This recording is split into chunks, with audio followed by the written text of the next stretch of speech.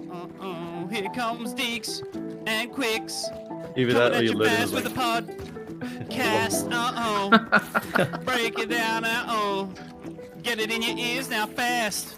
Quicks, Deaxz, cast, pods. Welcome back to Two in the Basement, a Dead by Daylight podcast. This week, myself and my special guest are talking all things about the PTB and New Killer. We also talk about Stranger Things leaving the Dead by Daylight store with the license having not been renewed, some Trickster updates from the recent patch, and of course the weekly shrine. As Quixie is still deep in the fog, my special guest this week is a member of my Twitch community and someone that I regularly play games with. He goes by the name of Jukebox, and I'm excited to be able to chat with him. Jukebox, did you want to introduce yourself? Hey, my name is Jukebox. I'm a Dead by Daylight killer main in the OCE region. I've been playing since the beginning of 2019, maybe the 3rd anniversary-ish. I've got about 3,500 hours. I'm a killer main. I really enjoy Blight at the moment, and my favorite survivor to play is probably Felix, because, he's just so sexy. And, yeah, that's me. I'm really excited to be here, and thanks for having me on. Yeah, no worries, Jukebox. You've been a member of my streaming community also for a little while now, so we normally have lots and lots of chats and lots of things to talk about during streams. So I know you wanted to chat to me for a while, and I wanted to bring you on the podcast, so it's going to be really, really nice to obviously be able to talk in depth about some stuff and kind of like go deeper than Twitch chat and be able to explore that. So you are definitely a beast of a killer. I know that for sure, because I think that's actually how I met you in game. I don't think I met you from stream. I feel like I met you when you were my killer or something like that. Yeah, that sounds right. And then we played a lot of Survivor together, and you're actually going to be playing in our Hardcore Survivor series, which are going to be starting really soon. So I'm excited for that too. Yeah, that's going to be good. That's going to be really, really good. We do love our Felix as well, as you said. I think we were Felix bros for a long while. Yeah, I do remember. We're playing a lot of Felix. I'm super excited to have you here, man. And it's going to be a lot of fun. We're going to talk about a bunch of stuff to do with Trickster, Stranger Things, and of course, we're going to be talking about the new killer, Pinhead, or the Cenobite, as they call him in DBD world. But let's get straight into it. The new patch has, I say new, the patch came out about 2 weeks ago, probably. Yes, we're trying to be more regular with the podcast. It came out at least 2 weeks ago, I think, and it saw a couple of Trickster changes. So I'll basically go over those. So initially, they had increased the laceration decay to 10 seconds for Trickster. So it was making it easier making it harder for a survivor to kind of like run away from the Trickster before the knife started going away. They've upped that to 15 seconds. And they've also upped the maximum throw speed to 30% from 25%. So this was because they saw that's a lower performance than they wanted still through all of the patches and stuff that they've done. They basically brought in Trickster, as you would know, and as we all know, as a really, really kind of like really cool idea, but very low tier. And they're just trying to buff and buff and buff and buff to get him to a point where he's somewhat viable. Have you played at all, or like played as Trickster, or played Survivor at all against it? Do you have any thoughts on like any of the changes that they made in terms of those laceration and the throw speed? Honestly, I feel like no matter what kind of changes they make, it's just going to be the same. Like, it's his design that's mainly the issue. I think playing him now feels better to play as, but playing against is so rough because they've really, really, really like made it hard to play against as Survivor. His counterplay has stayed the same throughout like his entire lifespan. Really, you just hold W around high wall loops so that he can't hit you with any knives. And now that they've really exemplified this with the recent laceration changes, it's made him a lot less fun to go against. I will admit, it's really hard to do anything against him, especially in areas where there's no pallets, there's nothing for you to use, and it's just, I just feel like it's a design issue rather than like tweaking numbers, to be honest. Yeah, I definitely agree. I think though even the lower, so it feels really, really bad to get to a loop, like a filler loop, where they have the, the palette and then like the lower walls, like something you would see on like Autohaven or Macmillan or something like that. And you are like, okay, cool, this is where I normally be able to loop a killer. Even a Huntress, you can probably kind of like make her miss a few hatchets or something like that. But because Trickster just has the ability to just hold the, hold the mouse down and just spam the knives at you, for lack of a better word, it does feel like there's really nothing you can do. And while he's not a strong killer, like you said, it's kind of like takes the fun aspect out of playing against him. I will say that I do actually like the laceration changes, and I like that it's actually longer, which sounds weird as someone that plays Survivor more, but I find that adds a bit more high stakes, and like it feels like there's more pressure to the chase now when I go against, say, Trickster, because previously I would just break line of sight and I'd be able to hold W for a little bit and then it would start decaying. But now I actually have to kind of like dodge a few knives sometimes, or even if I am at a high wall loop, I still have to run it quite optimally without them sinking that extra knife into me that stops that decay. So I think it adds a little bit more like kind of adrenaline to the chase and that more of an excitement. But as you said, he still has that same counterplay. And as you said, you've said, it's the design issue. You can only buff so many times. Trickster is strong in a 1v1, and I think you and I can both agree on that. Yeah, for sure, but for sure. As a 4v1 playstyle, it's super, super difficult. He doesn't have the map control. He doesn't, he even moves slow. He doesn't have the ability to be able to get around the map and pressure the gens and still get people down depending on the perks that he's, using. And even then, a perk set up with like Ruin Undying or something like that, he's still not going to be able to take a lot of advantage of that because he's stuck in a chase with someone potentially for a little bit longer than someone else might be. And that time that he would save by downing Survivor quicker and getting to a gen, he's not going to get that. And then the Ruin's going to become pointless. And then if you add Pop into there, it's still, the gen's probably going to pop before he even downs that Survivor and hooks him. So I don't know, honestly, what they can do to make him better. I don't know if it... I hate saying, and obviously we agree on it, that it's just like design and there's nothing we can do. I wish and I want there to be something to do because I want every killer to be viable and feel playable at any level. But yeah, I'm kind of lost. Is there anything that you can think of? Like, I mean, the one thing that glares to me is the movement speed. Like, give him a better movement speed, but then is he too strong? Is he too strong if we do that? I think Behavior has even stated they don't want to make any range killer 115, which is kind of shooting themselves in the foot, really. It's making it a lot harder to find a true balance where Trickster can sit comfortably with, the killer having a good time, the survivor also having a good time. Because at the moment, it's just very, very rough to balance, to make everyone, happy, sunshine, rainbows, and all that. Especially with map pressure and stuff. Like, perks can only do so much for you, same with add-ons. It's just... I think he's just, unfortunately, in that design limbo where you just can't perfectly, balance him out. Yeah, I mean, if you play him as killer, he is fun to play as killer if you enjoy that playstyle. We can... For sure. We can agree on that. I've played him a little bit. You've, obviously played him more as... potentially, being a more of a killer-sided player. But I just think at the end of the day, with Survivor and with his performance in a 4v1 compared to a 1v1, he's just going to be one of those killers that you are like, oh, cool, he's a cool design, as in, the way he looks and sounds and stuff.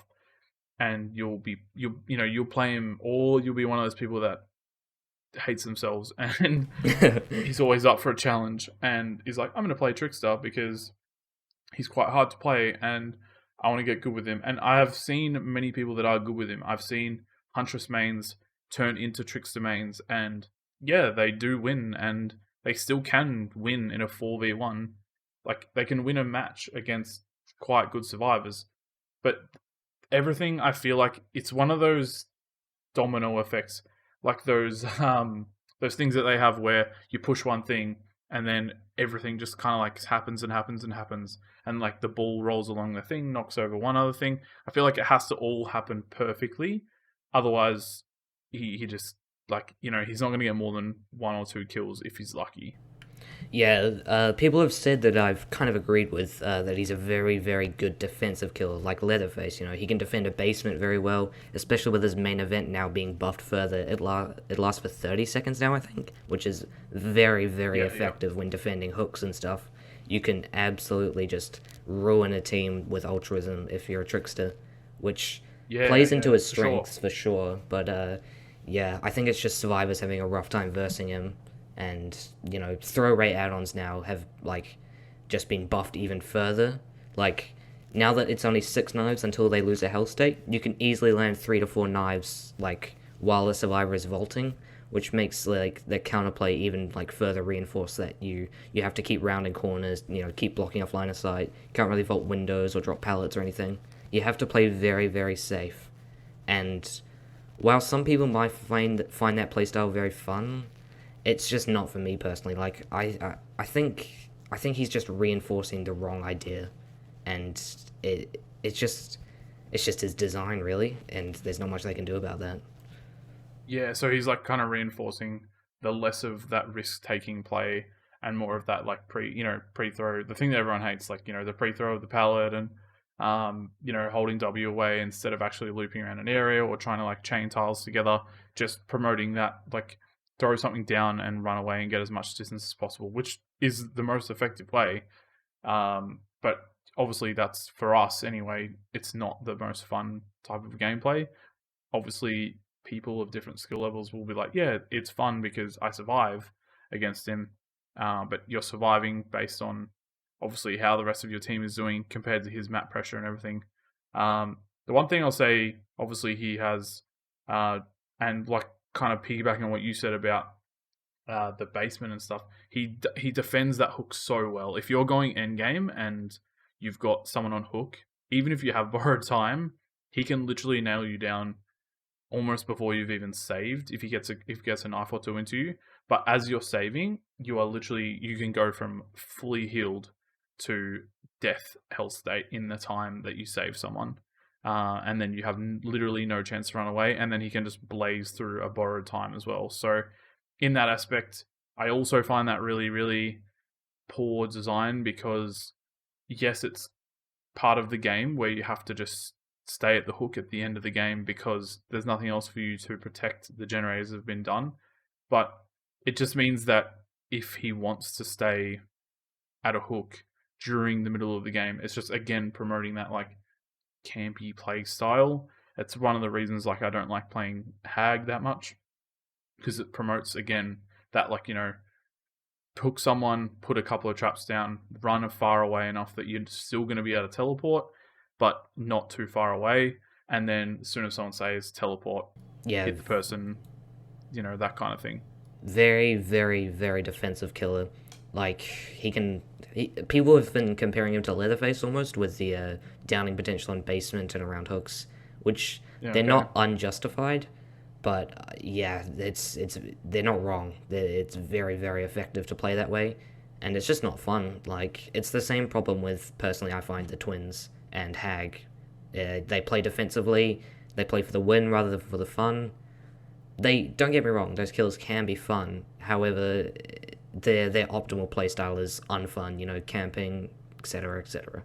And I'm just not a fan. Because when they play for fun, or when it is fun, they lose. So it's like, so they play for fun, but then they get destroyed because, well, whether the survivor team is quote unquote gen rushing or doing the objectives, it still seems like they're just getting destroyed because they're playing for fun. Where there are killers, I feel like you can play for fun and still you can still do really well with them. But I definitely feel like if you play for fun as Trickster and like try and play as fair as possible, you will barely ever get kills.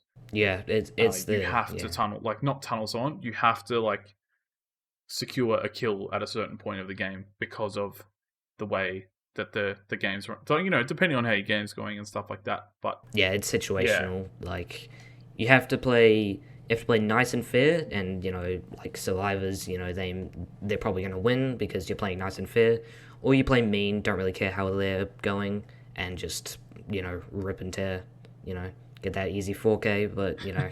you just don't be surprised when survivors complain.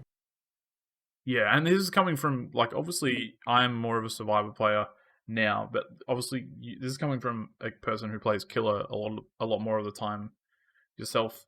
Even saying these things for survivor, like saying that it's not as fun for survivor, usually a lot of killer players aren't really, I wouldn't say they're not aware of it, but a lot of killer players don't care about the survivor experience at all, and they just are like, I'm the killer.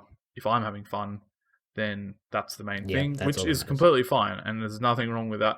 I would never call anyone out or give anyone shit for that. But the fact that there is 4 other people in the game that are having the worst time, and I've definitely been that killer player when I played killer that has made the game unfun for survivors.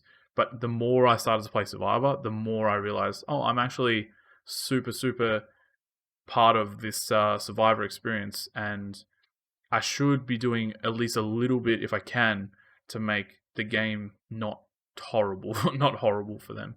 Yeah, I think that's just a problem with the community in general. Like, you see this in-game character, you don't see the person behind it. You just see their actions, and you're like, okay, I'm playing to win.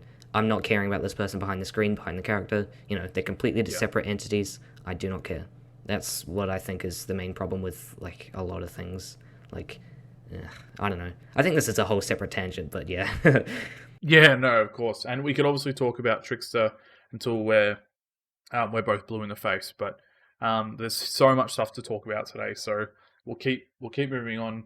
If you guys have any thoughts, feel free to let us know on Twitter or send us an email or something like that if you have any thoughts, or drop into the stream or something, because we always want to hear feedback or people's opinions on these kind of things, because it is hard, me being mainly survivor. It is good having someone else like Jukebox that does play killer. We do get a balanced side of things. I can think objectively for both sides, but a lot of the time you're definitely in the mindset of your own play style and the own, even me playing survivor, like I'm in the way of my own play style, not necessarily just because I play survivor. It's actually the way I play survivor.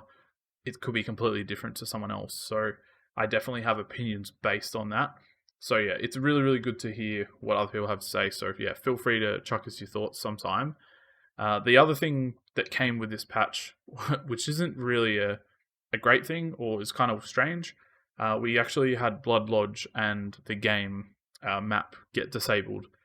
We just bounced back from RPD, the new Resident Evil map being disabled, and that just became active again in this patch, I'm pretty sure.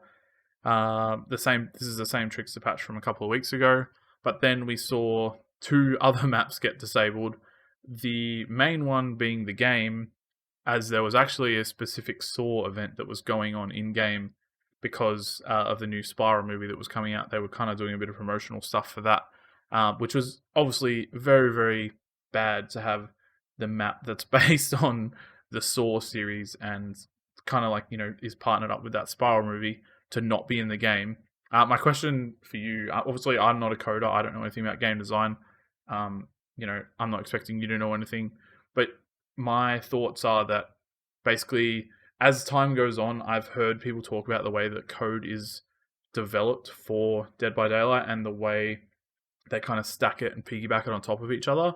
My question is basically, do we think the code's becoming more unstable as the time goes by, or are they just not paying enough attention to patches in terms of like getting a patch pushed out fast or on time? Are they wanting to just push it out there and go, oh well, if we miss a couple of things, we miss a couple of things? Yeah, I remember hearing something a little while ago that their code was simply just outdated, and the fact that all these bugs are happening, well, I wouldn't say all of them, but a couple of them are simply being excused by the fact that, well, their engine's old, it's becoming a bit outdated, and it's just not holding up. That's what I've heard. Whether you choose to believe that or not is up to you. Yeah. But I don't know. It's become really frustrating just to see maps disabled over and over. Like, one that's consistently disabled is Temple of Purgation. Like, there's always somehow invisible walls on that map. Yeah, there's always somehow invisible walls on that map and something, and it's just a nightmare. I even saw today that someone found a hidden room in RPD that a nurse can blink to. Yeah, under the map, she can just see through the floor. You can just see all survivors. Oh my gosh, how does that even happen? I thought that was where the basement normally is, but then someone was saying that it's actually separate to where the basement would normally be, and even if the basement is normally there, you shouldn't be able to blink down there anyway unless the basement is there. So, very, very strange thing to still have in the game, and also can mess you up massively if you're trying to blink through a somewhat tri-tiered, tri-floor, 3 floors. And then you just get to this hidden 4th dimension that can really mess you up, because the nurse is hard enough on that map. Yeah, for sure. I think I heard that it was like they might have wanted to intend that to be like a secret room, like they did with Hawkins. That secret room where the basement would sometimes be. All those dead people were there, and that secret code. Yeah. I think maybe they tried to intend that to be another one of those, but they just simply forgot about it and they didn't take it out or something. But they forgot to deck it out. They were like, "We'll make the room," and then they just were like, "Yeah, cool." So we made the room, and the map's disabled. Oh, quick, we need to fix the map. We don't have time to make the secret room anymore. Yeah. Well, seeing the Blood Lodge and the game disabled, personally, as a Blight player, playing it all the time, the game being disabled couldn't care less, to be honest. But Blood Lodge is kind of a fun map, bouncing around the middle, hitting good shots off like sliding around stuff. It's really fun, especially on that map. Like, that map is one of Blight's most fun maps. So yeah, seeing it disabled is kind of unfortunate, but hopefully we get it fixed soon, I suppose. And these maps are being disabled not for not for you said with Temple of Purgation, like, you've got the invisible walls and you've got some stuff like that, but I'm pretty sure Blood Lodge and the game got disabled because they were looking at pallet spawns, or they were looking at the ways that pallets were like interacting on the map, because sometimes they would spawn like literally on a loop next to, like, 2 loops right next to each other or something like that, or like pallets were messing up somewhere. And that's what makes me think, how is this happening? How is this being overlooked when your job as a coder, and I guess making the maps, and is making sure that they work. So how are we going from a patch where they work to a new patch being involved that involves Trickster, has nothing to do with the maps, and then the map or the patch coming out and the maps are disabled because there's something wrong with the map now? Like, how deep is that code going in, where if you change one tiny little thing, butterfly effects, oops, we have 2 maps that are now disabled. Like, it runs obviously very, very deep. And I also kind of heard the same thing as you about the code being outdated, and it's not from a reliable source or anything like that. I think I just heard it in passing in a stream or something like that, but I was under the impression, or I'm under the impression, that to recreate the code and start everything again in a way that would actually probably avoid a lot of things happening, they may as well make a Dead by Daylight 2 at that point. Honestly, I don't know. It's just, like you said, butterfly effect. You touch one thing, boom, the whole world's falling apart or something. It's just so strange. But with the pallet thing, I think I actually have noticed that on the game. Like, you'll see incredibly safe pallets that you literally cannot walk past. You have to break. You break them, and then there's another pallet right next to it. And I think those pallets are definitely the most frustrating ones in the entire Dead by Daylight, the game. No pun intended, but I hope that is what they are fixing, because that is definitely the most frustrating part of the game. Just the pallets that are unavoidable. You have to break them, can't mind game them, super safe. Just drop them and the survivor gets free distance. That's the most frustrating part about that map. So that's hopefully what they're looking into. Well, they added more pallets, didn't they, when they redid the map? Yeah. I think there's 27 pallets on that map. Oh my gosh. And it's it's ridiculous. That is ridiculous. You know, if a killer decides to commit to you, which obviously they shouldn't, but 27 pallets, and I think, like what you were saying, there would be at least 10 safe pallets that the killer has to break. There's no mind game potential really there. At least 10. I'm not even saying only 10. Like, there's potentially more. But yeah. Obviously, we're not coders. We don't know. And to any coders out there, feel free to let us know and call us idiots for getting not mad about it, but for having these questions. I would actually love some input for some people like that. Me too. I would love that too. I don't understand. I understand the part where if the code is so old and it would be really, really costly to have to redo the code from scratch and all of that stuff. But the thing that I think it most likely is the fact that it's overlooked, and I just wonder what kind of QA team they have where a patch comes out, like who is testing this? How many people are testing it? Are they testing it multiple times? Are they just having it be patched and go, okay, we've pushed it through and we've run it like 5 times and it works, so let's just push it out. And then they push it out, and then next thing you know, they're like, no issue, the map doesn't work. But it's like, well, what? Just can you, like, is that not something you can? Obviously, it's not something they can easily fix because it's still not fixed. So I get it, because they would have to delay the whole entire patch, and patches, you know, they have to submit patches on different consoles, and it takes time to contact, you know, Microsoft and all of that and have them approve the patches to go up and be updated. But as it is, we've experienced this a lot. I know that every single person that I talk to on update night or when a new patch comes in, we experience a lot. Their patches have gotten become terribly optimized since I think it was Trickster came out, or even before that. Have you noticed that, where like you go to download it on Steam and then you download it and it literally has it's like 4-step verification. It literally downloads it and then it does 4 different things to verify, process, install, and then it actually has the update ready for your game. Yeah, whereas before Trickster, it was fine. Like, you would just do the update and it would just one foul swoop, it would be done. Yeah, I've been comparing them to other games. Like, you just get your download for other games, you know, downloads, boom, reads your disc, boom, done.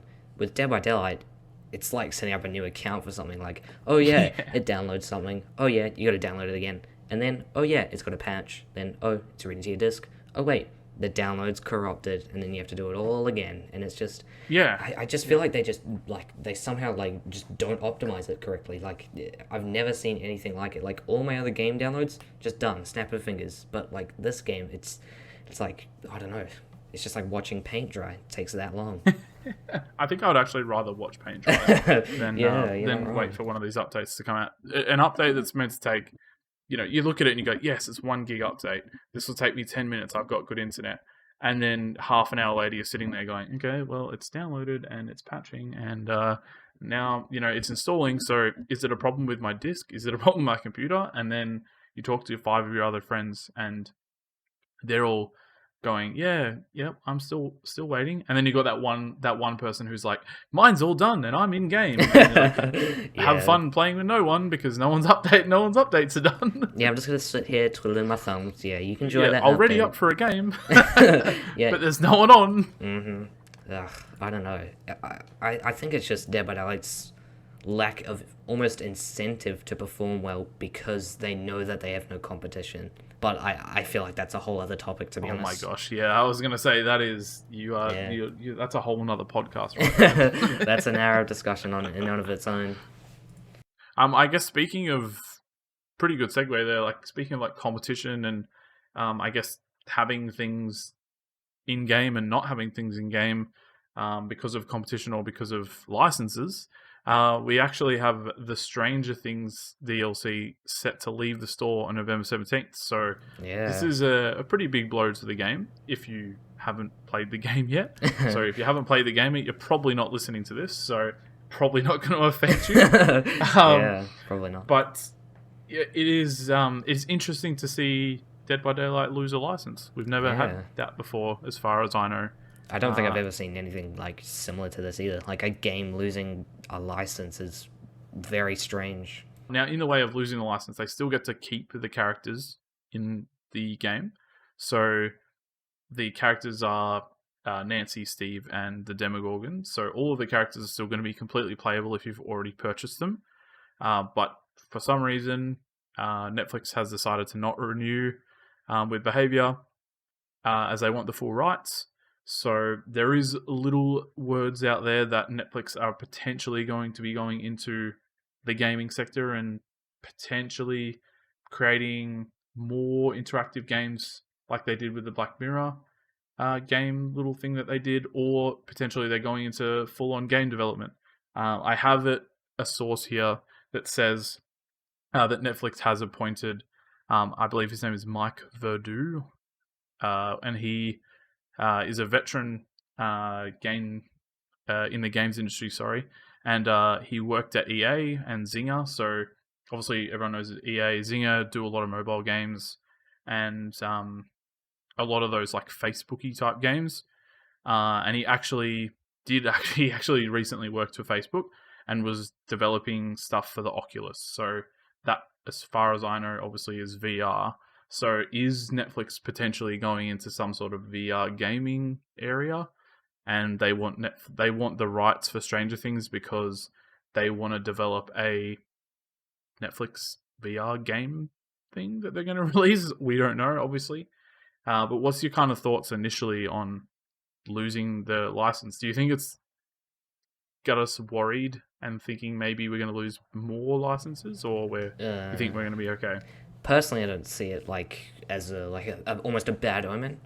I'm pretty sure I've heard like for a good while that Netflix has like wanted to go into game development and stuff. So I don't think this means that all licenses are just gonna up and bail on us. I think we'll be fine. I think this is just a rare case, you know. And Stranger Things games have existed before. Like, I remember there was like an 8-bit game almost there of like playing as the Stranger Things kids. So it's not really a surprise that they want to make more Stranger Things games. But yeah, pulling the license is still a bit of a shock. So, you know, anyone out there who still hasn't purchased it, you know, do it now. Especially while the sale's on too. Yeah, not a better I agree. time. So there is literally no better time. If you are wondering, all the characters are on sale for 50% of their normal price. And all of the outfits are on sale until September 8th for 50% off. If you want to buy the whole chapter, it's 60% off on the console and Steam, I think. And then 50% off on like Google Stadia or something, I believe. Don't quote me on that. The characters are all on sale until November 17th.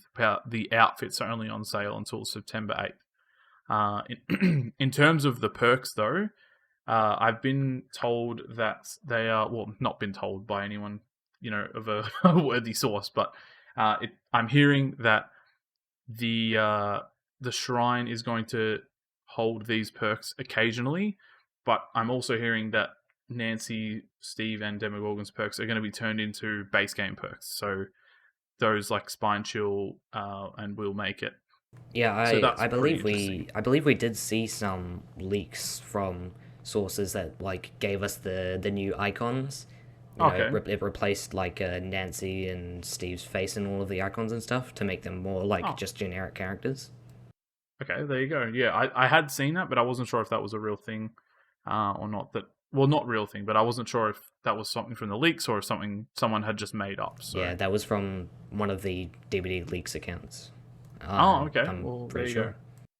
I think it's good. I think it's good that they're going to keep their perks in because they are some good perks. On, you know, Demo, you've got Surge. On Nancy, you've got Inner Strength. Steve, don't even worry about it. But I mean, Second Wind is okay. But yeah, like there is still some stuff. There's still some good stuff out there. So it's good that then hopefully not going to delete all of those perks or, you know, newer people, because it would be pretty bad, right?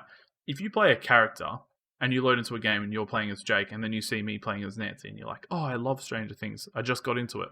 I want to play as Nancy," and you go to the store and you can't buy it. Obviously, that sucks. But if you see me go into a locker and stay in there for 10 seconds after I've done a totem and heal myself, and then at the end of the game, you hover over this perk. Oh, inner strength. That's a really cool perk. I can't wait till that's in the shrine, or I can unlock that, and then you can never unlock that. That's obviously pretty bad. That's that would feel pretty bad. Yeah, that's not great. I think it's a good thing that they're making more perks like just available. Like they're giving everyone like free perks without having to buy them from the shrine or from characters or anything. I think that's actually like just a good thing like overall. And to be honest, it's not like you're playing Steve for his perks anyway. Exactly, you're playing him for that Scoops Ahoy outfit. Exactly. There's no doubt about it. If anyone is interested, though, the only thing that is really changing, if you are someone who's sitting here going, okay, I've got Nancy, I've got Steve, I've got Demogorgon, why do I care? So the main reason, or the only reason that you should care, I guess, is that the Hawkins map is going to be leaving the game. So a lot of people rejoice and say, yay, Hawkins is leaving. We don't have to play that map anymore. You probably as a blighter going, yeah, Hawkins absolutely, 100%. As soon as I heard it, I was like, oh god, yeah, praise the gods above, no more Hawkins. But for me, I don't mind. I'm actually one of those weird people that like indoor maps, so I don't mind Hawkins that much.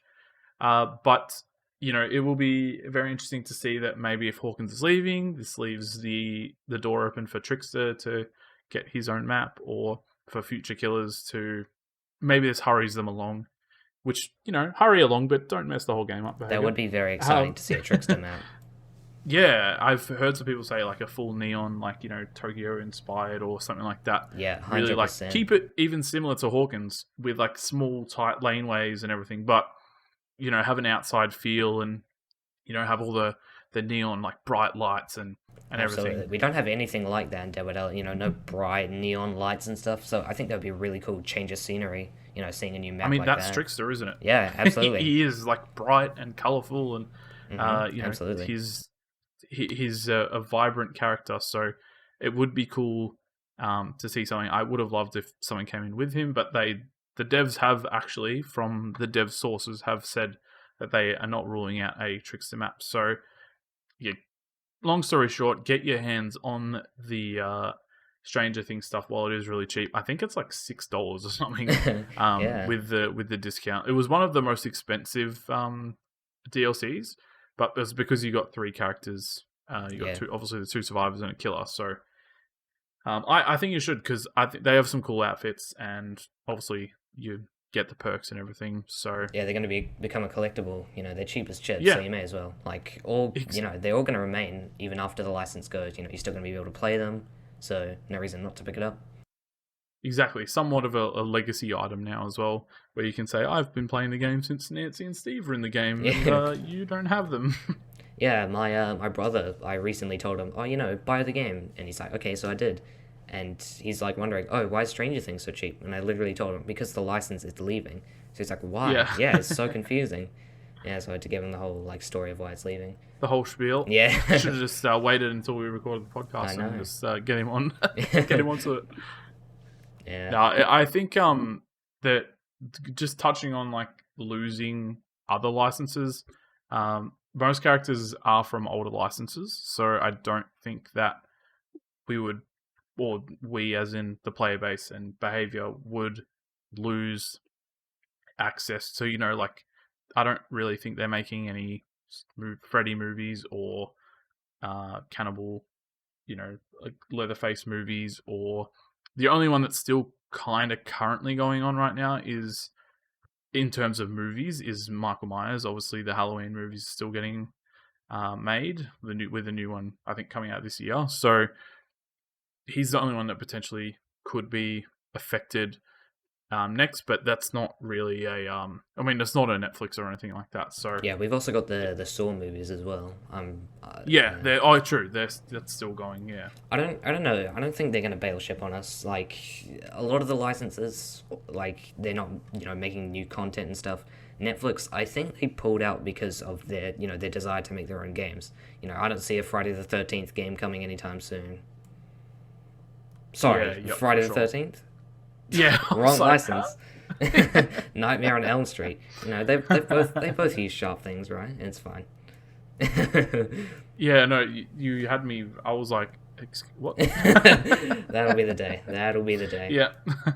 What? Maybe. Who knows? We'll never say never with this game. Anything can literally happen in this game. Yeah, everyone's been wanting Pinhead for so long, and they finally did it. Exactly. The last thing before we jump into all the Pinhead goodness, I was under the impression, and I am under the impression, that losing this license is not a bad thing. Simply because obviously everything's on sale, you can still purchase it. It's obviously going to be sad that you're not going to be able to get these characters going forward, but we need to see this as a positive thing, because this means that potentially there is extra budget now for Behavior to track down and find a new license, a new killer from a movie, from a game, a new survivors from killers, new survivors from game, movies, and be able to put the money into that license. I also thought that potentially maybe this is why we've seen Hellraiser or Pinhead come into the game, because we did get a huge Resident Evil chapter, like biggest chapter they've ever released, biggest license they've ever acquired was Resident Evil, like cult horror license. Icons, really. Yeah, exactly, an actual icon. And then they've gone with another. I mean, I've never seen any of the Hellraiser movies, or the Hellraiser movie, or Pinhead, but seems like another very, very popular series and a very, very popular license. And to have 2 licensed killers in a row, I think that's quite strange for them to. It's stranger. Stranger things, you could say. Yeah, stranger things have happened. We'll edit this part out. No, I think it's very interesting that they're going to bring out 2 killers in a row. So, like 2 licensed killers in a row. So my fingers are always crossed in the positive department for Behavior. I know there's a lot of negative Nancy's out there. I'm really not meaning this. I'm so sorry. I'm not meaning these puns when we're talking about Stranger Things. But there's a lot of negative people out there that will see this as like, oh, we've lost 1 license. Behavior's going to lose all the licenses, and goodbye all characters, and goodbye getting future licenses. But no, we've just had Resident Evil, literally, as we said, the biggest one so far. I'm sure that Resident Evil will be remaining in the game for the longest foreseeable future. And we should see this as, yes, we'll close the door in 1 chapter, but hopefully this opens the door on a new chapter. I'm not meaning this at all. I'm really not meaning this. Close the door on that Stranger Things chapter. Yeah, yeah. I'm really loving it. But as you said, new killer, Pinhead. Very exciting. Or the Cenobite. Huge. Hellraiser. I've never seen it. Have you ever seen it? No. Is it something you're interested in at all? No attachment to the series. However, new content still excites me. No complaints. Are you a horror fan at all? I haven't even asked. Yeah, I've seen a few horror movies. I'm not like a just a few. Just a few. I'm not like a big like horror. A new movie's come out, I gotta go see it. But I'll watch one if it's suggested to me. Okay, nice. Well, do you want to? I'll let you take the reins. Do you want to tell us a little bit about Pinhead and what he's going to be called in Dead by Daylight? We've got a new PTB that's come out, so do you want to kind of like just throw us headfirst into that, and we can chat all about it. All right, yeah. So the new killer, Pinhead, the Cenobite, is what DVD has decided to call him. I think that's like the Cenobite is something important from the franchise. Obviously, never seen one, so I'm not really confident on that. But I think it's a race, the Cenobite. I think someone said to me that that's their race. Is they're Cenobites, and that's like we're humans and they're Cenobites. Yeah. So I don't know. Interesting nonetheless. I took their word for it. Yeah. So the killer's power is called Summons of Pain. They're very, very just straight in your face. No bars hold. Yeah. So the Pinhead's power is essentially he's like a slowdown and chase killer. You basically open a gateway, and you can control how far or close it is to you, and then once you're in that gateway, you can release a chain, and you control that chain, and you can successfully latch onto survivors, which slows them down and summons other chains to help you. Personally, I think this is like really a well designed thing. Like it's very very fun to use, very fun to verse. It's like very original as well. Like don't think we have anything else like that. No, I agree. It makes you not feel like you're playing DBD, doesn't it? Yeah, exactly. It's when I played it on the PTB, I was like, "What game have I accidentally downloaded? Yeah. Like, what am I playing right now?" Behavior made another game. I was, yeah. What? They've made another game and they've brought a new killer out. I Like, know. what is that? Where's the new killer? Like, what am I witnessing right now? Yeah, so it's a very, very hard to master mechanic, but it's quite fun. So it's a slowdown kind of similar to the clowns, where any survivor hooked by a chain is unable to sprint. Their movement speed is decreased, and survivors can perform the break free action to escape from the chains, which can also be interrupted by the environment. Personally, I think it's a bit too easy, but we'll discuss that further later. And it's a really high risk, but not very rewarding power, I find. Okay. So yeah, there's also another addition, a killer item that survivors can actually pick up called the Lament Configuration. So the Lament Configuration will spawn somewhere in the environment, and survivors have to try find it. So while the Lament Configuration is in the environment, a meter will build up around the survivor's icons, and when it reaches full, a chain hunt will start, which is automatically spawning chains that automatically slow down survivors. And to get rid of this, the survivors must pick up the Lament Configuration and basically solve it, essentially, is what you do with it. You have to interact with it for about 8 seconds, I think it is. Don't quote me on that, but yeah, you hit a couple skill checks and then it goes away. However, the Cenobite can teleport to you, as I'm sure everyone and their dog knows. The best voice line in the game. He's also the first killer, like, playable character to speak English, I'm fairly sure. But yeah. Yeah, I think you're right there. I definitely love the idea of another. I know people are going to hate this, but I love the idea of another killer that has to use a little bit of, and I would say skill, because from what I've tried out, it is, as you said, a little bit difficult to hit that chain sometimes when you're in that gateway. I think it's really, really cool. I think we might disagree a little bit, because I think that when used correctly, this power can actually be stronger than Clown's power with the bottles, but obviously you have potential with Clown to just spam.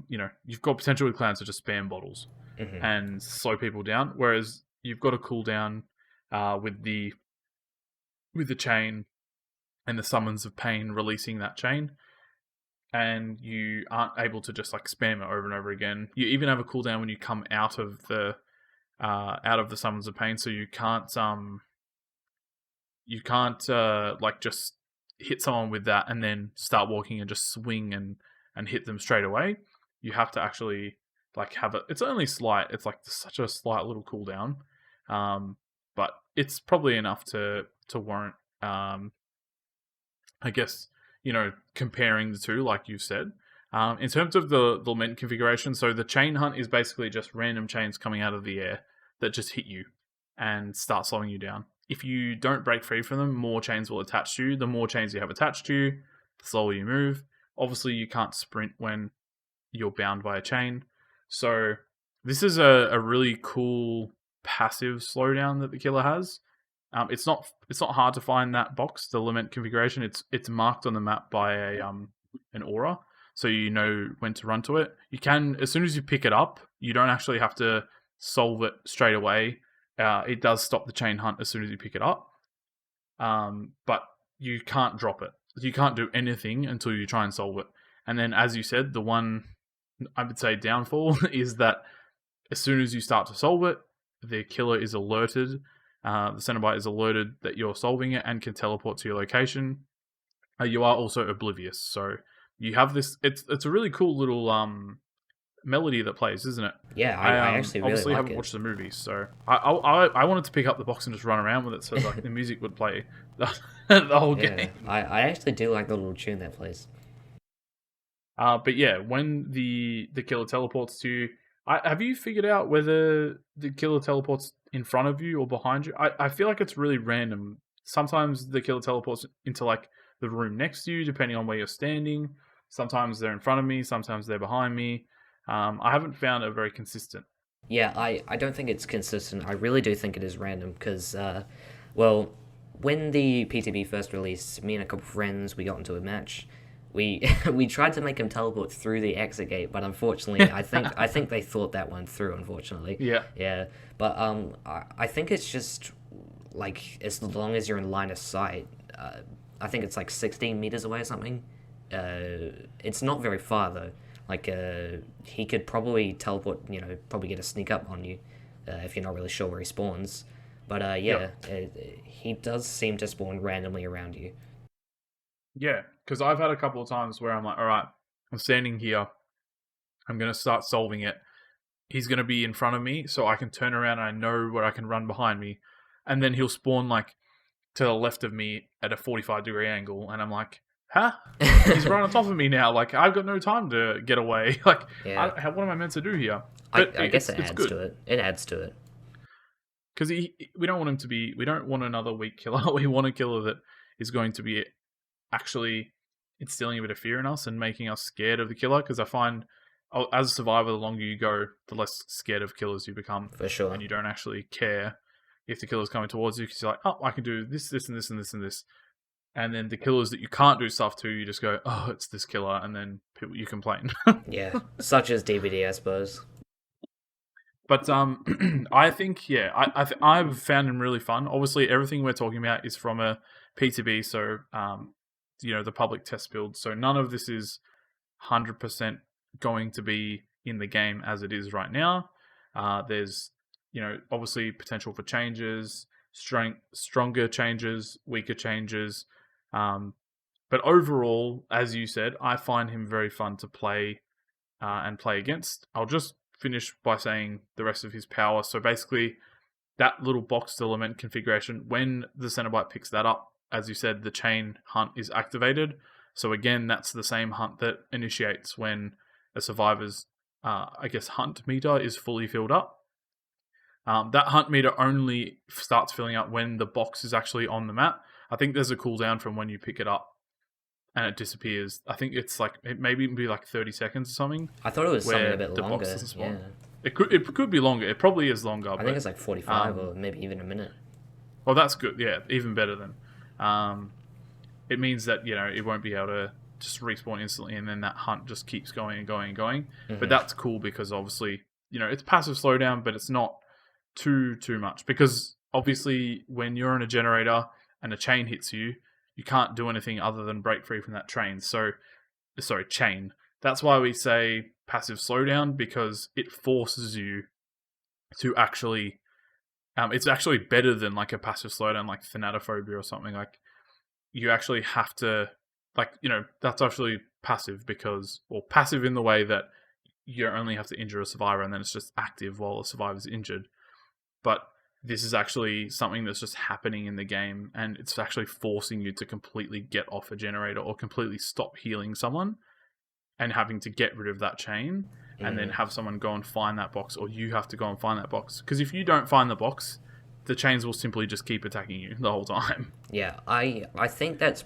Personally, I find that to be like the strongest part of his kit. Like being able to just if you find the lament configuration, the chain hunt meter will just fill up and a chain hunt will start, and that is very strong as Pinhead. Like having your own like automatic slowdown. Survivors, they just can't sprint by default. They can't repair, they can't heal, they can't cleanse totems. Very, very, very strong ability. You don't have to interact with them. You don't have to go pressure them. The chains are just doing that for you, which is like just absolutely, just undoubtedly his strongest part. Yeah, for sure. The last bit of that, obviously, when he picks up that box, it initiates that chain hunt straight away. Everyone is bound by chains, and they actually scream and reveal their locations. So that is actually a form. Unfortunately, the Cenobite doesn't see the location of the box highlighted with an aura, and it is quite a small, just tiny little box. So you really have to be looking out for it. It's kind of one of those things that you'll accidentally come across in the map, and you'll go, "Oh, the box is here," and you'll pick it up to activate that chain hunt, and then that gives you information from where the survivors are. You're not going to be running around looking for the box.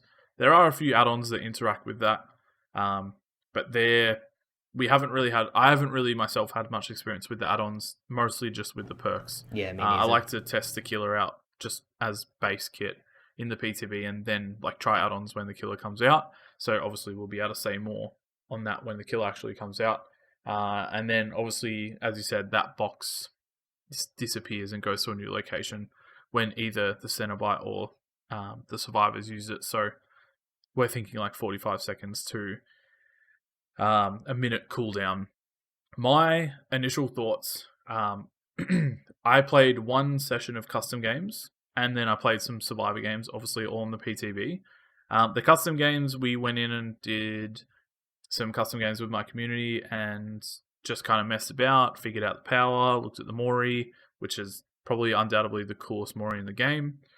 But yeah, we just did some kind of like detective work, and then we played some real games, and then some survivor games. From playing the killer, my first thoughts was confusing and complicated.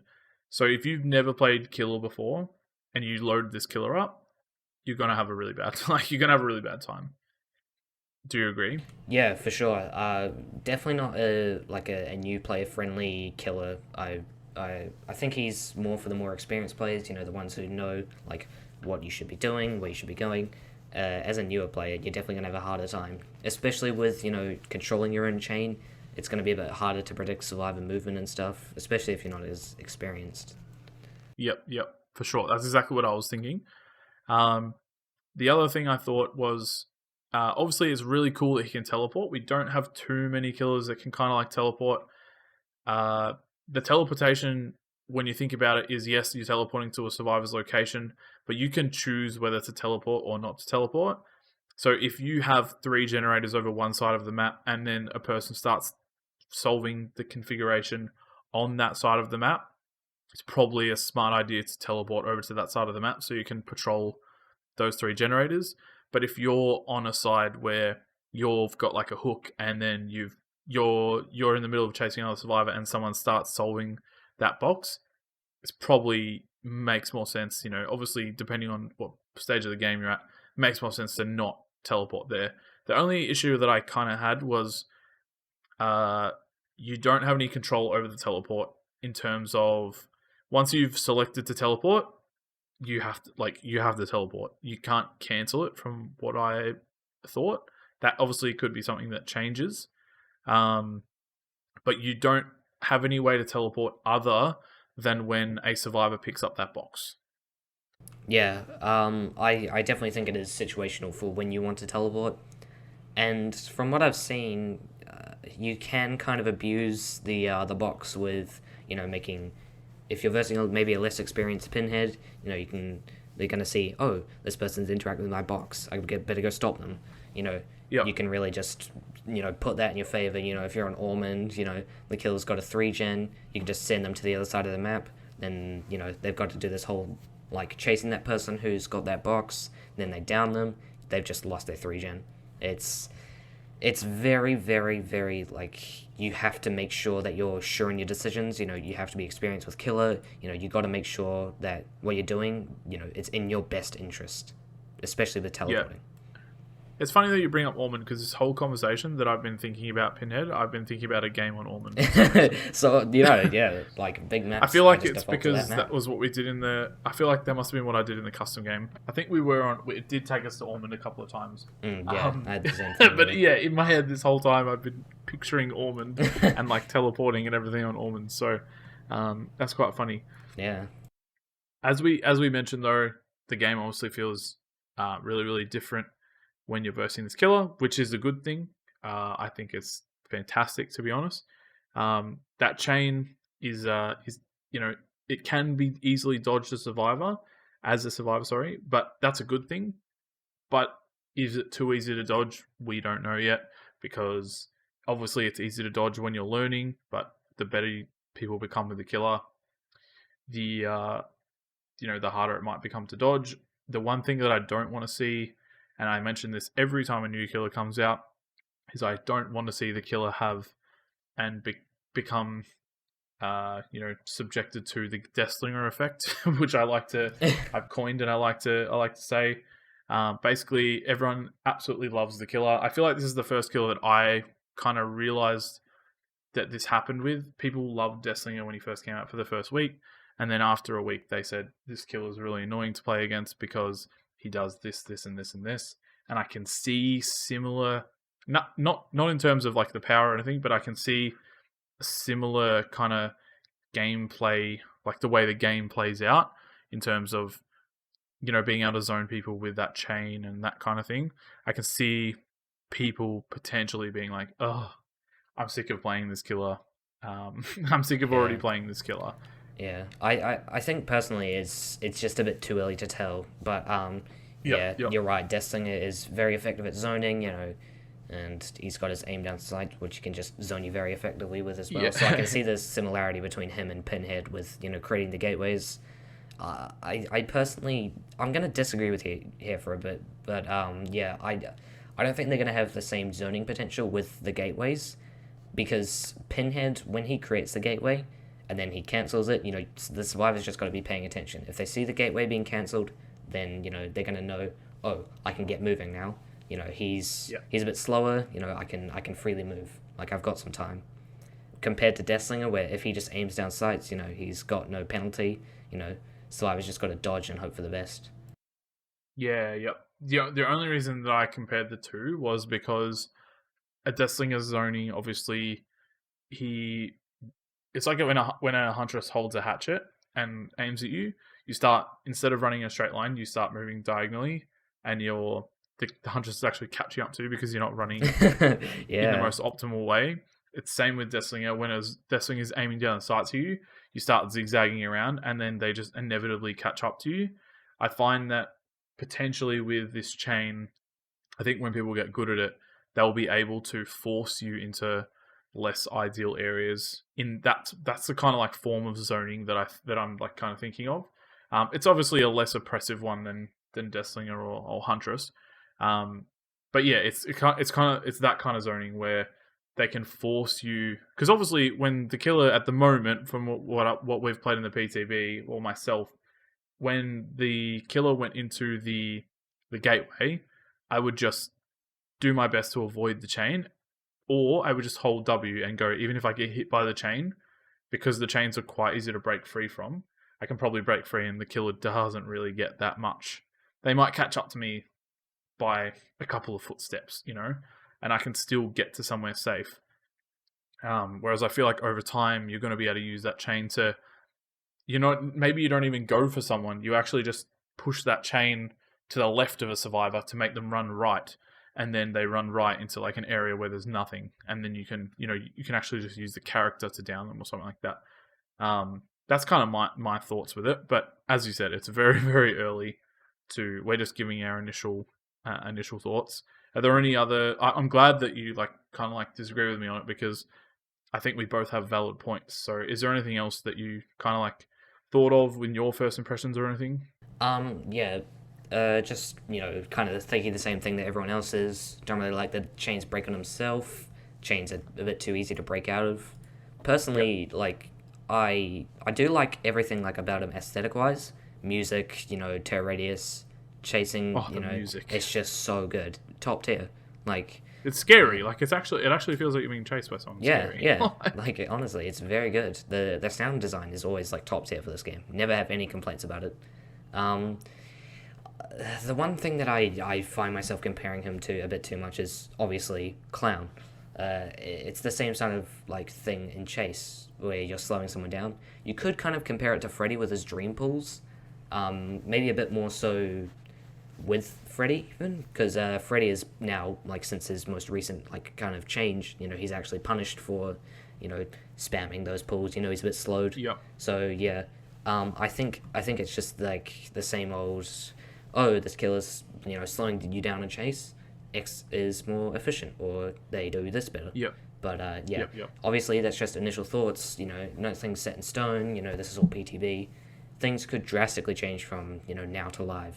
Like, they could do something, like, as crazy as, if a survivor's healthy, they get injured. And, like, when you hit them with a chain, like a summoned chain, I think that could be very powerful. I think that could really, really step him up from, like, a C tier to maybe an A tier killer. Yeah, even potentially something that I thought of was adding an extra chain in. So you instantly get hit by 2 chains, and the chains go up to 4 chains. And then that, stops you from running away faster. Obviously, the chains meaning you can't sprint. It means that if you get caught off guard and you have sprint bursts and the killer hits you with the chains, you can't use your sprint burst straight away. You can't use your dead hard. It all depends on how far away the killer hits you from. So yeah, it's very situational. I was hitting people around corners, and I was actually doing like max distance of the chain, and that was really, really, really, really bad to do, I thought, because I was hitting them from so far away that I actually wasn't able to catch up to them. Yeah, you're just losing time if you do it useful. at max distance, hey? Yeah, exactly. So, but I 100% agree with you aesthetically. He looks amazing. And it's cool that he has some voice lines. He has a couple of different ones with the box and the teleportation. The Mori, of course. The Mori, yeah, like, literally summoning someone to like the freaking the nether realm or whatever, putting them into the ground. It's one of the coolest Moris because the body doesn't actually stay on the map. So yeah, there's like literally no trace of that survivor. We won't spoil it too much, but obviously get excited for that. You can do some pretty fun shenanigans with the Mori in terms of hatch and lockers and stuff like that. Yeah, you've probably all seen the clips on like DVD Twitter, like people sending them into the hatch realm. I haven't done it yet, but I actually just thought of like putting someone into a locker would be quite funny. If they're right in front of a locker and they just like they're just standing in a locker and then all of a sudden they're just gone. And then opening the locker like, where did they go? Yeah, but hopefully we do see some like good improvements to him when he comes to a live version. Like, I do think he can be quite formidable. We just need to see some good number changes, maybe a few tweaks here and there. But yeah. I think he could be very strong. 100%. And the last thing I'll reiterate is that chase music, like literally chef's kiss to that chase music. Exactly, yeah. I liked Nemesis when it first came out, but it kind of like grates on me now. Mm-hmm. But the Pinhead or the Cenobite chase music, or even just the Terror Radius kind of music, it literally feels like you're in a horror movie. Yeah, it's very fitting to him. Oh, it's so good. They've absolutely nailed all of that stuff. So I guess you could say they put a pin in it. Oh my gosh, they've nailed it, haven't they? Yeah, they really did do a good job. This is the worst pun episode ever. That's all that this episode is. Just puns. Just puns, all of them. But yeah, it's been really cool to see them do justice to a character that obviously I don't know very well, but I've looked up some pictures and he looks identical to the character from the movie. He seems really spooky like the character from the movie from the clips that I've seen here and there. And I think that people that are horror fans are going to really think that they've done To Kill a Justice, hopefully.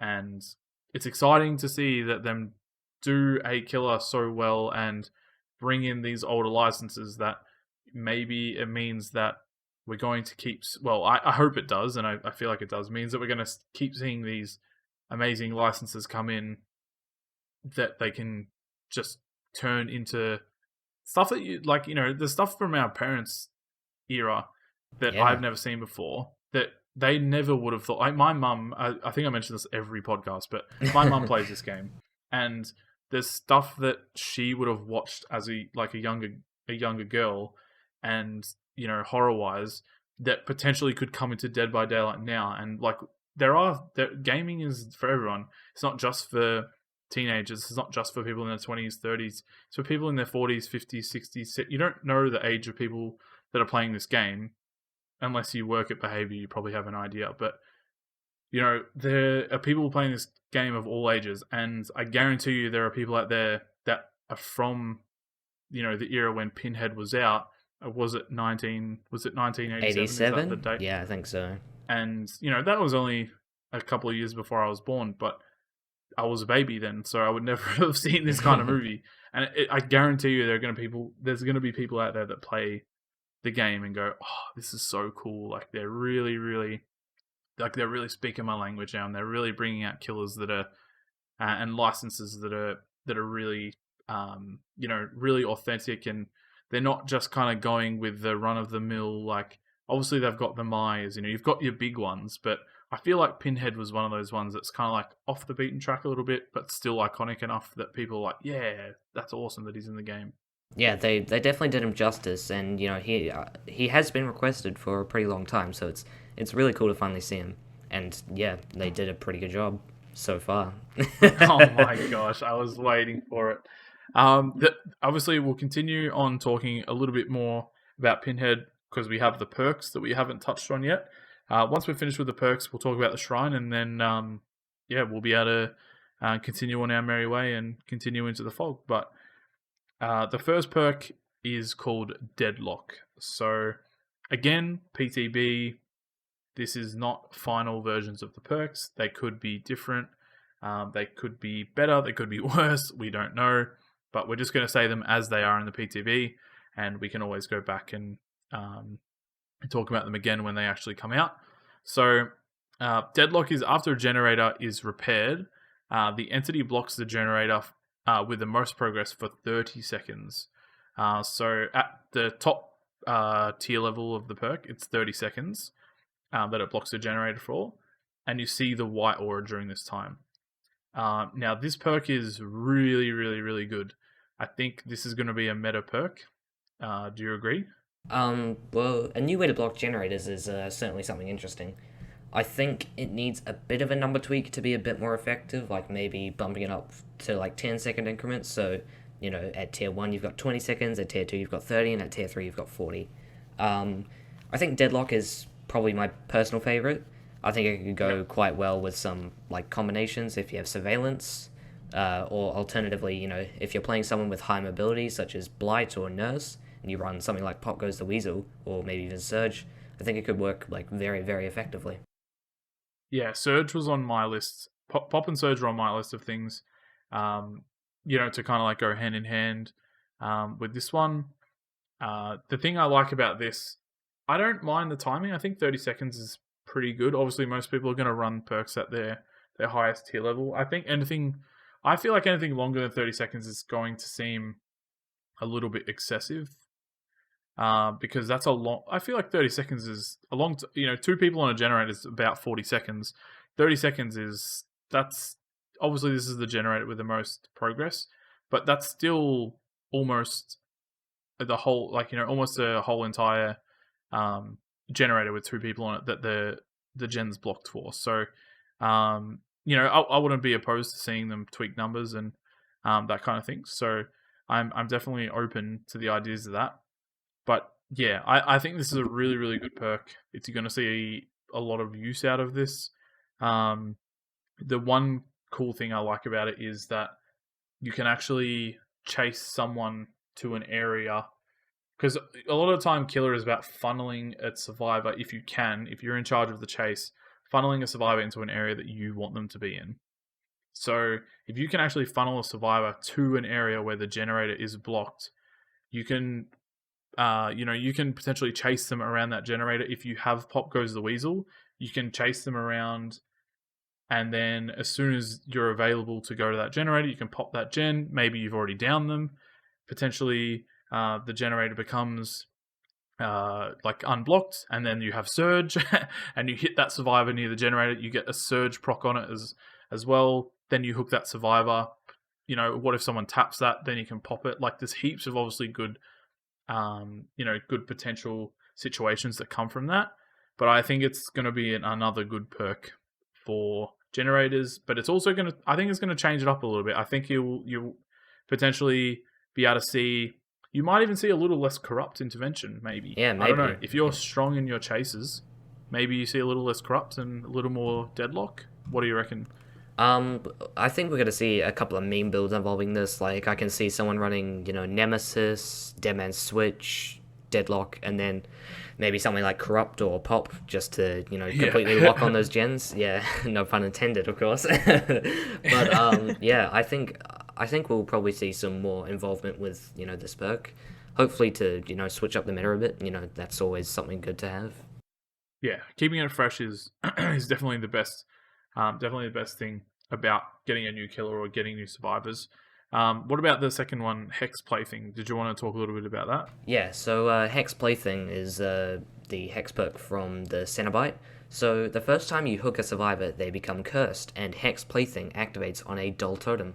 The cursed survivor suffers from the Oblivious status effect, which personally I find to be quite useful on certain killers. You've got maybe a high mobility killer such as Blight, or Billy even.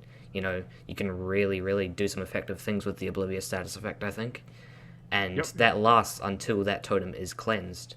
So as soon as you enter 24 meters of Hex Plaything's totem, the aura is revealed to the cursed survivor. And this is very, very interesting here. This is the first time we've seen something like this. For the first 90 seconds, only the cursed survivor can cleanse the totem. So that means that, little entity tendrils come around and block the totem to any non-cursed survivor who tries to cleanse it. I love it. Yeah, I love this. I think it's really cool. It's my favorite perk, not because of its ability, but because of the potential and what I see Dead by Daylight striving for. This is for me a perk that shows me that DBD and Behavior are not going to rest on their laurels. They're not just going to sit there and release same perk after same perk. This shows me that they're going to actually try, and this is all I've ever wanted. I say it so many times. If they try and they mess up, I don't care. The only reason I'll ever stop playing this game is when they stop trying. And if they keep trying and they mess up and then they fix it, or they try and it doesn't work, or a try and it does work, that is the most important thing for me, because if you're going to continue this game and keep it going for another 5 years, it needs to change and it needs to evolve. Otherwise, it's just going to be run, into the ground over time. So yeah, I really, really like it. What about, obviously you're interested by it as well? Yeah, I definitely think it's more of the idea of it rather than the mechanical effect. You're not really interested in it for the Oblivious status effect. It's the fact that it can be good. It can still be good, like sure, you said. Sure, it can still be good. But definitely seeing the totem blocked is something interesting. I hope we can see more perks that do something similar to this. Like, if you have another Hex totem which will, upon cleanse, block all other totems from being cleansed, I think that could be very, very interesting with other totems. Like, you've got to build with, this Hex totem that blocks all other totems upon being cleansed. You run it with Retribution, Devour. That could be some very, very fun combinations, I think. Switching it up too. Imagine that. Imagine Devour pops, and then you have a perk that that somehow blocks the totems, and Devour pops, and then you literally cannot, obviously survivors would be like, this sucks, but as a killer you would be like, oh, this feels if there was a condition that you had to perform to make that happen, it would feel really cool, and you'd be like, oh, I've pulled that off, and I've absolutely done my best to make that work, and I've destroyed these people. Yeah, it just opens up so many possibilities. We've never seen a Hex totem being blocked by the entity before, so I think it opens up some interesting pathways. So one thing that I've been thinking about, and I only thought about this maybe yesterday, is that we are going to be getting boon totems in the game soon. So survivor totems. So how is this going to affect having boon totems in the game? I have talked about boon totems on the podcast before, but if you have Hex Plaything and you hook 4 survivors, that is 4 totems. If there's dull totems, there's 4 totems that get turned into Hex totems from being dull. What happens if a survivor is bringing a boon totem? You're going to see less and less benefit out of a Hex perk like that, or even that effect where a Hex perk gets lit up because you did something in the game. So obviously they are in control of the perks and behavior, know what they're doing. Hopefully they already know what boon totems are going to be. Obviously we have no idea, but it makes me think that potentially boon totems and hex totems are going to be separated. Like, because imagine if 4 survivors had boon totems and you had hex plaything, this would only affect 1 totem if there was only 5 totems, and you would only get 1 use out of it, and that's horrible. Like, that would suck so much. I don't know. Well, since we didn't get a survivor with the Cenobite, we have no idea what they are going to be. We've heard that they're going to be original, so hopefully they could bring in this mechanic, and we can get an impression. I don't know. They could just be entirely separate entities. Like, they may not interact at all. Like, they may not be on like the same playing field. Like, boon totems could be an entirely different thing, and maybe they aren't like interacting with hex totems and dull totems and stuff. But yeah, I guess we just don't have any info, so it's a bit too early for me to make a comment confidently, I think. It's only totem. Totem is the only consistent word, which makes me think of like, okay, so boon totem, hex totem, like there's only 5 totems. So if I have Haunted Grounds, or if I have Devour, or if I'm running Noed and I'm running Hex Plaything, that's obviously you wouldn't run Hex Plaything and Noed, because it's more than likely that one of your totems is going to get cleansed naturally, and then you're going to get, if you hook all 4 survivors and they break those totems, you've got no totems left and you've got no Noed. So you have to be aware of these things, and I think there's a lot of killers that won't think of it, probably won't think about this when they put perks on. But yeah, for me, the Oblivious status effect is kind of cool, but definitely not being, only that survivor being able to cleanse the totem in that first minute and a half, the 90 seconds, and the obviously effective potentially boon totems coming in and affecting that as well is really, really exciting. The last perk is Scourge Hook, Gift of Pain. So this is also another new perk or another new idea. So this perk actually affects the hooks in the game.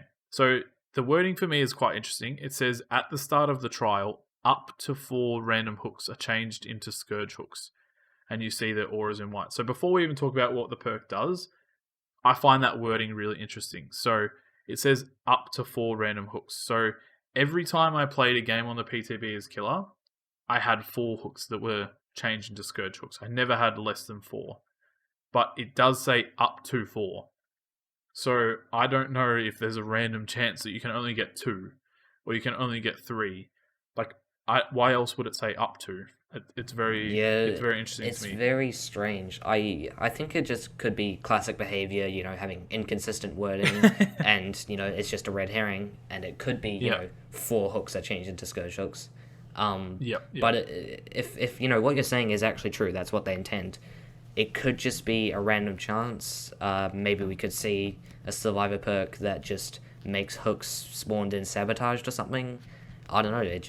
There could be another perk that, as you said, that directly impacts or directly counters Scourge Hook, if it for whatever reason. It's bad bringing in perks, in my opinion, that counter directly another perk. Or this perk is only good because it counters this perk. Because it means if the killer doesn't bring that perk, then the other perk is basically useless. It's just that wording really, really interested me. So, regardless of the wording, I guess, because we obviously don't have any answer for that. The Scourge Hook is really, really interesting because it essentially combines 2 different perks. So, it combines the effect that you get from Sloppy Butcher and the effect that you get from Thanner, but to more of a degree. So basically, whenever Survivor is unhooked from a Scourge Hook, they suffer from the hemorrhage and mangled status effects until fully healed. So the first time that Survivor is healed, they suffer a 9% penalty to healing and repairing until they are injured again. So this means that if I hook a Survivor on a Scourge Hook, they get unhooked, they are going to take longer to heal. So I potentially, if I've hooked 2 people, I don't even need to run Sloppy Butcher, and they're going to take more time to heal, so more time off generators, or more time for me to catch up to them again. If they do heal, they're going to suffer that 9% penalty.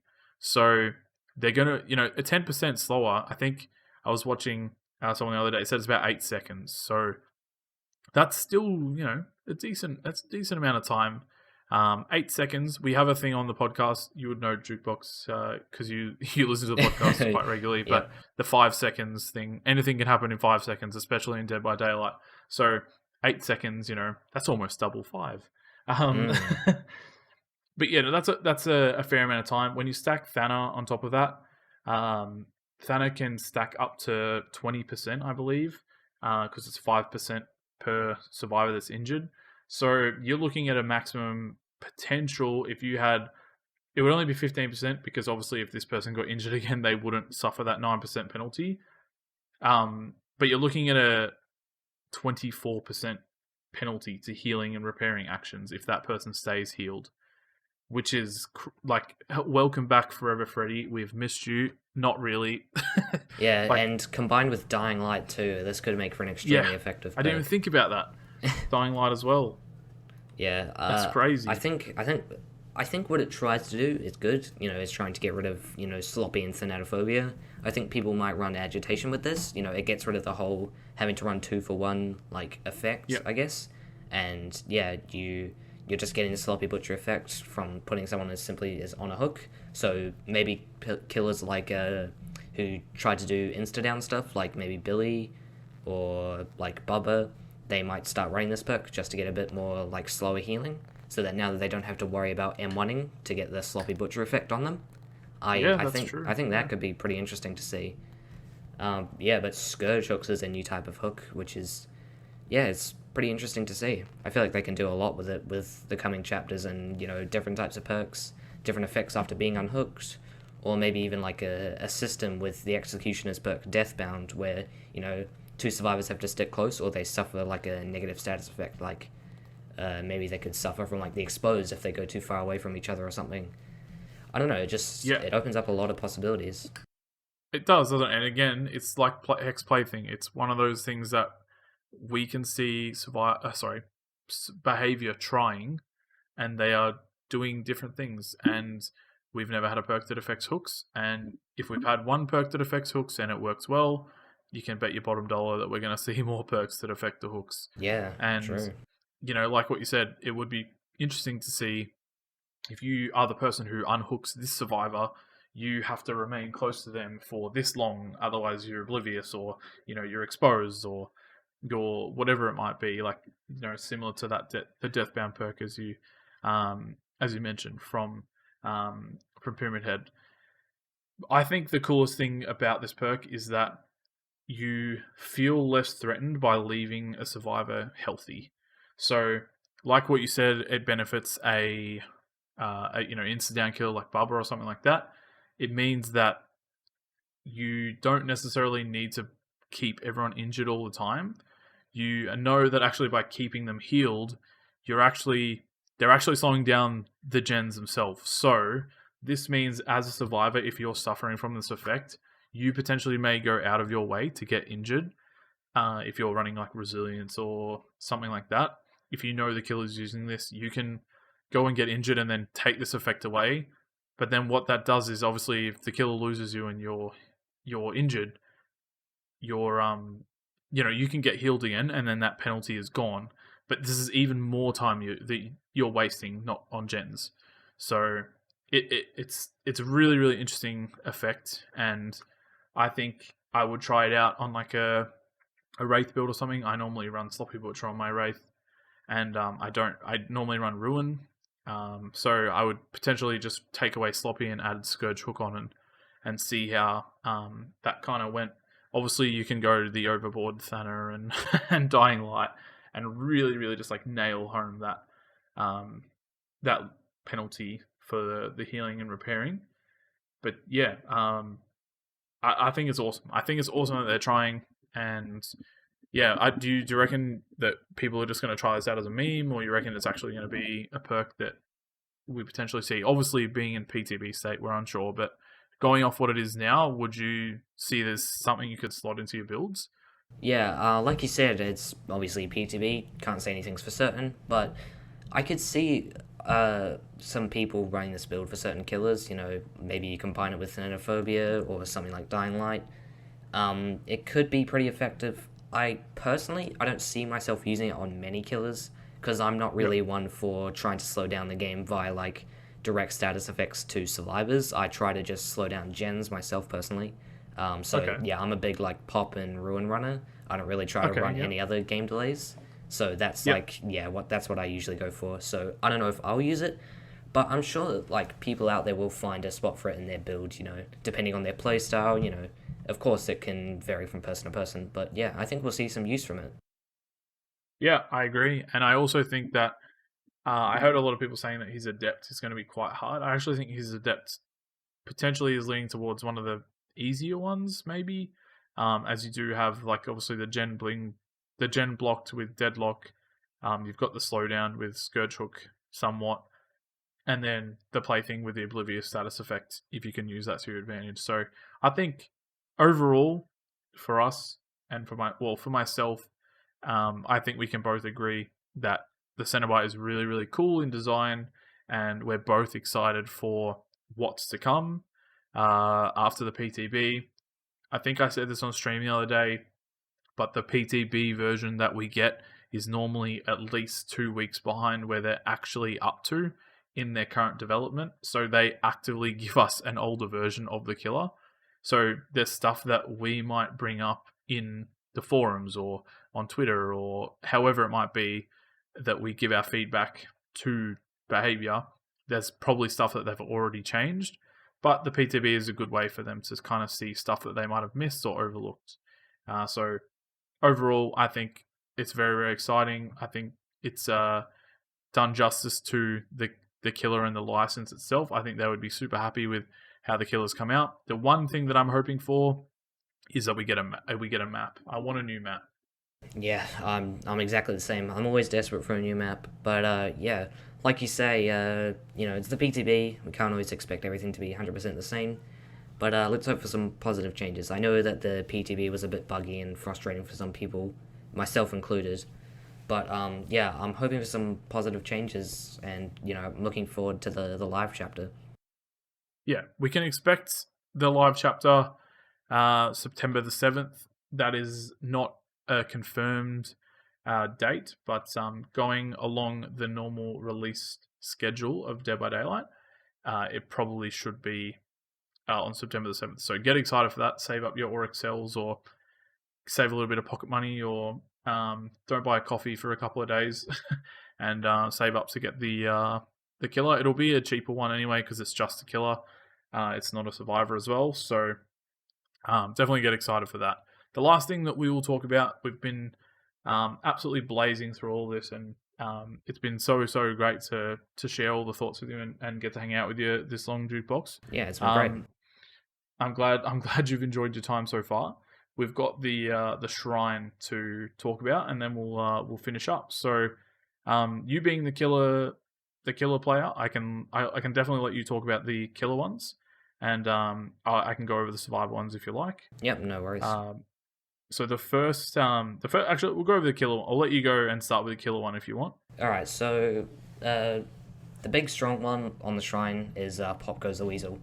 This is like probably one of your top tier killer perks.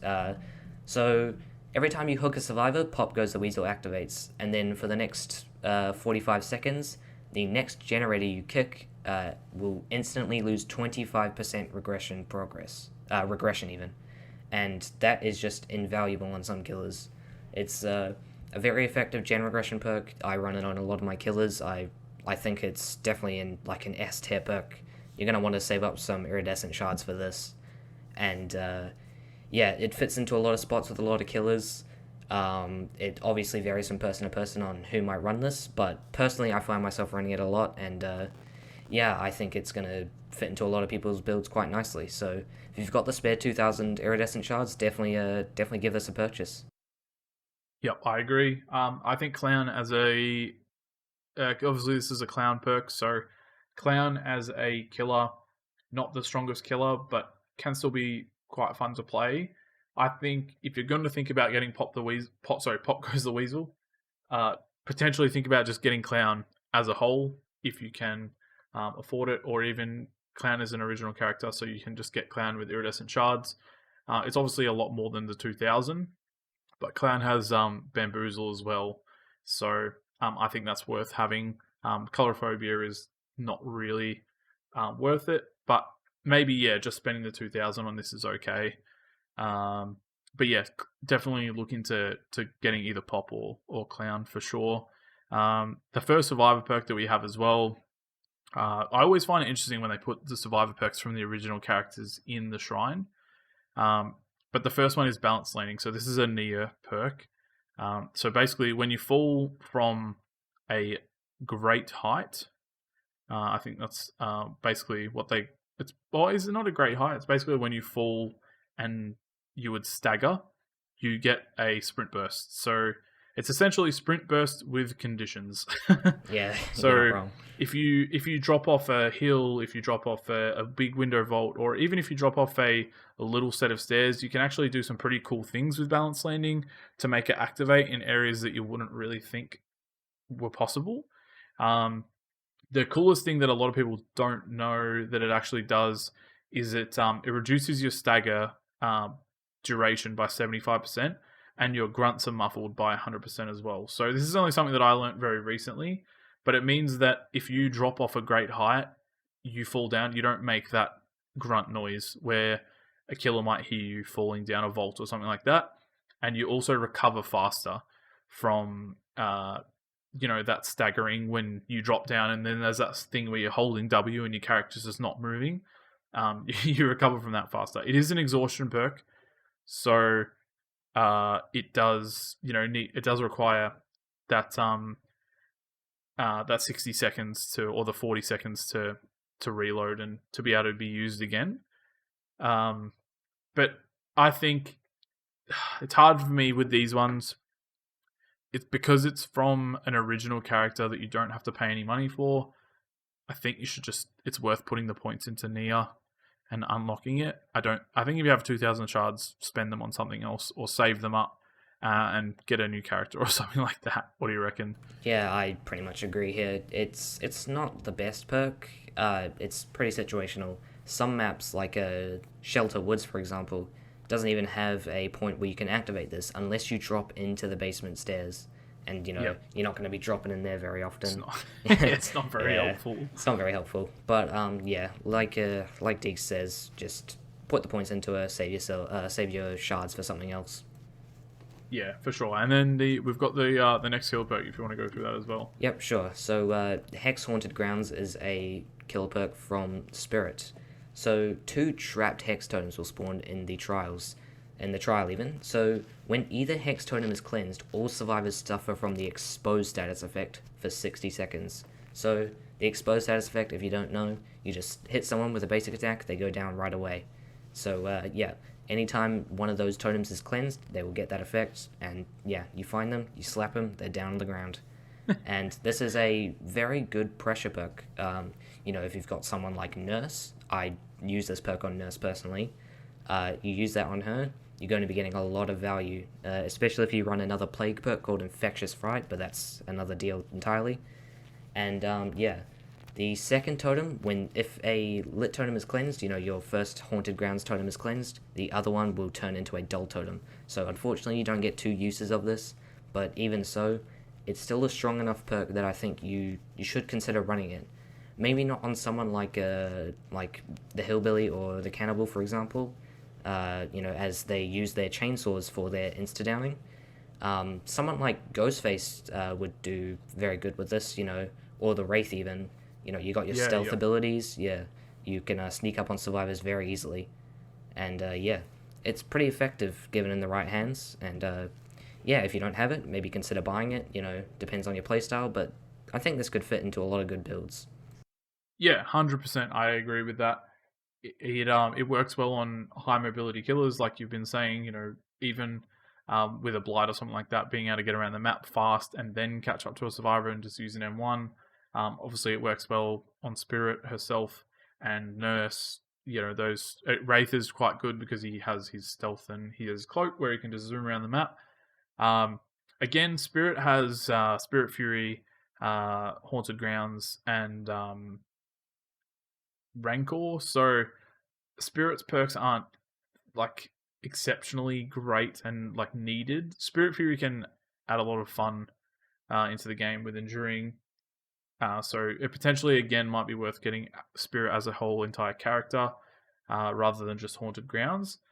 But if you don't have any interest in the other perks, then as Jukebox said, I would highly suggest getting Haunted Grounds because it can basically snowball your game from the very, very start of the game, or it can actually be a catch-up mechanic if the survivors aren't paying attention and you have another Hex Totem. Especially this works well with Ruin or something like that, because the survivors work on a generator, they see Ruin, they go, okay, we need to get a totem. They go to a totem, they do a totem, and it's Haunted Grounds. That all of a sudden they're exposed, and you're able to down them really quickly at the start of the game, or vice versa. It's the end of the game. There's a couple of generators left. You're doing really well to pressure the gens and push them off, and they're like, oh, we need to get rid of Ruin, like that little bit of extra pressure, and then boom, they hit Haunted Grounds, and there's 2 survivors left. You down both of them with Haunted Grounds. You've got a lot of power there. Yeah. Most of the time with Haunted, you would probably say that if you find someone within the first 30 seconds of a Haunted, you're probably going to go look for someone else as well and take advantage of it the most part you can. Would I be wrong in saying that? No, you're not wrong at all. It's great for snowballing. It has good synergy with other perks, like you mentioned. It really does create your own pressure, even if you can't find survivors, it's probably because they're hiding, you're checking your gens, you can't find anyone while Haunted Grounds is active, it's probably because they're hiding, so now you're creating your own gen pressure, they're not doing anything, they're hiding, it's giving you an opportunity to take advantage of this time where they're not doing anything, so you can, maybe if you're like the trapper, you can set up some more traps or something. It's just overall I never even a good thought of it perk. that way. Yeah. That's a really good point.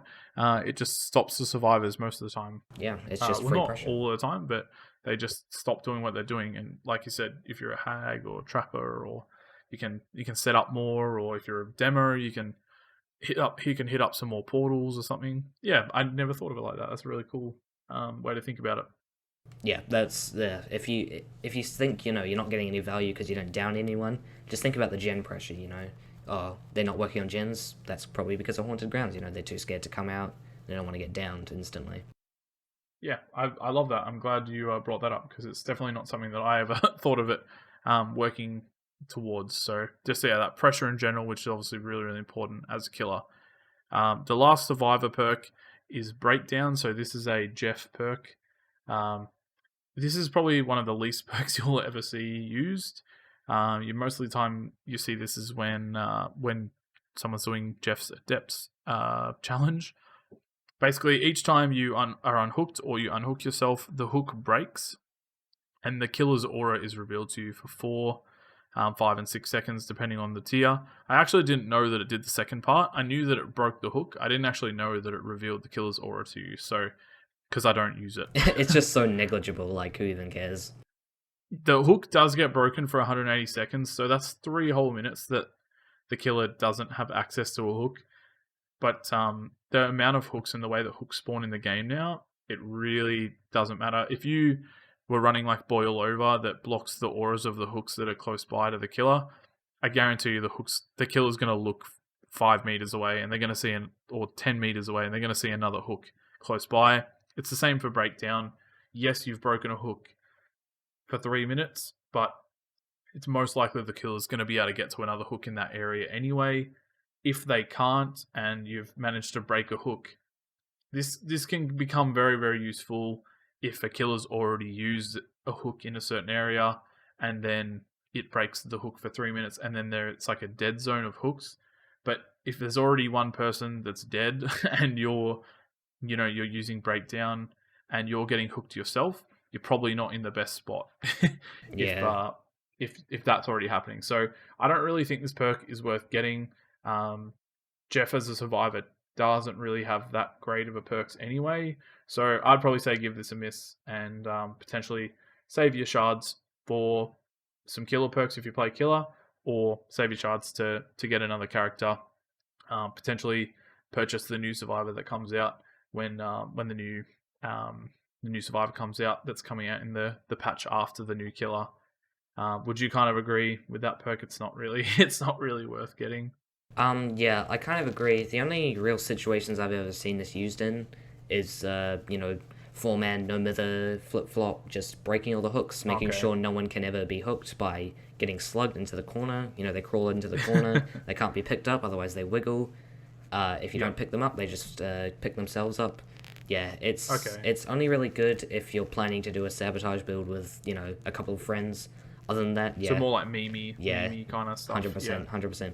Wouldn't pick this up in any other circumstance though. It's definitely just a bottom of the barrel perk.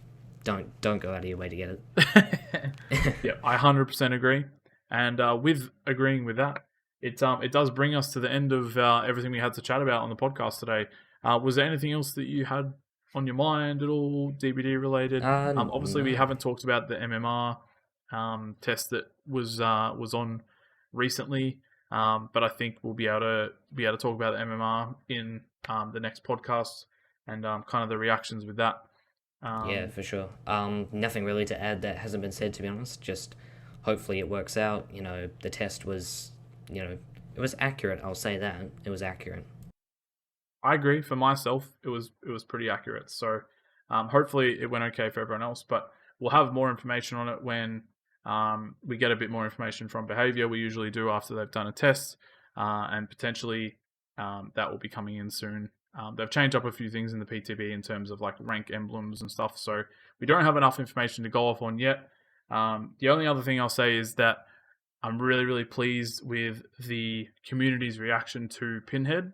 It seems like as much as people thought we were getting a Five Nights at Freddy's like Springtrap killer, it seems like there has been a mostly positive reaction to Pinhead or the Cenobite coming into the game, or getting ready to come into the game, and anything that brings an overall positive and wholesome good response from the community is great, because it brings people back together and kind of like takes away that divide that I feel like is normally in the DVD community. So Yeah, it's always excited for new DVD content. So nothing to complain about from me.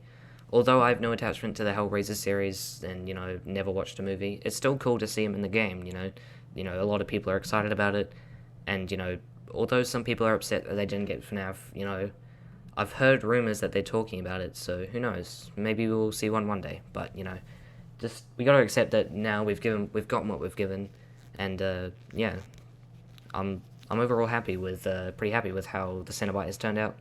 Hopefully other people come around too. yep, I agree. And I have you to thank as well.